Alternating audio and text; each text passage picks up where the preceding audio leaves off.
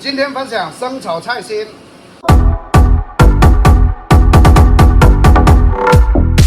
长寿之乡美如画，连州菜心甲天下。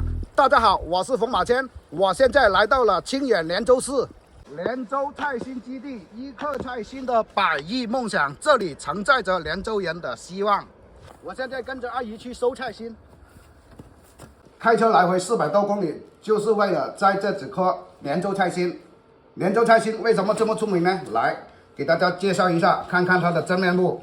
以后大家想买就不要买错了，它是长这个样子，这么粗的，这么长的，这个叶子，这外表是白白的，不是很绿的那种啊，大家看清楚了。OK， 我们就利用这个连州菜心来分享一道生炒连州菜心给大家。好，开始。我们先把它改刀，去头、去尾，这个就不要。来，这个菜心呢，我们就把它最长这一段先卸下来，接着呢就斜刀，就把它切成2头尖。OK， 叶子太多就不要了，我们吃它很爽的。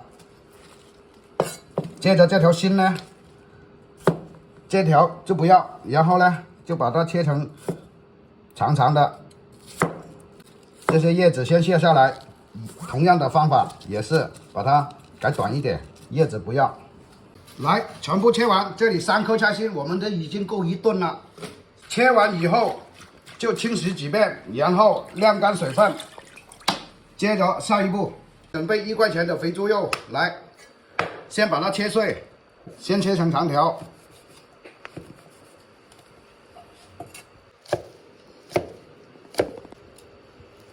放一边待用，再来2个蒜头，轻轻拍一下，然后再切几刀，先放一边待用。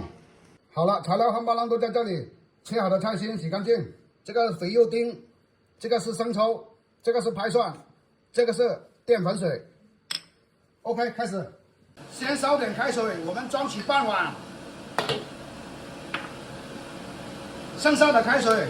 这个肥猪肉烫一下，然后把它倒出来，起锅烧油一点点，接着放肥猪肉，我们开小火把猪油煎出来，把猪油煎成金黄色，我们接着就放蒜，把蒜头爆香，这个猪油跟这个蒜头呢，爆出这个香味，炒这个菜心它就很香了。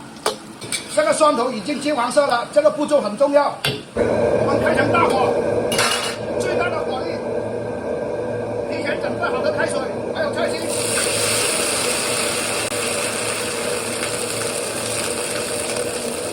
这个时候我们就放盐，1勺够了。开成大火把它炒香。好，炒成这个样子，基本上有7、8成熟了。接着继续开大火。最后放上几滴的生抽，再来就是淀粉水，很少，不喜欢的可以不放，挂一点淀粉水，它就会挂得住这个味道。同时这个菜也是闪闪亮的。OK， 我们捞起来，一次过，来，我们的生炒菜心就 OK 了。来，多漂亮！我们生炒连州菜心就完成了，先给大家试一下。我们先吃菜头这一段，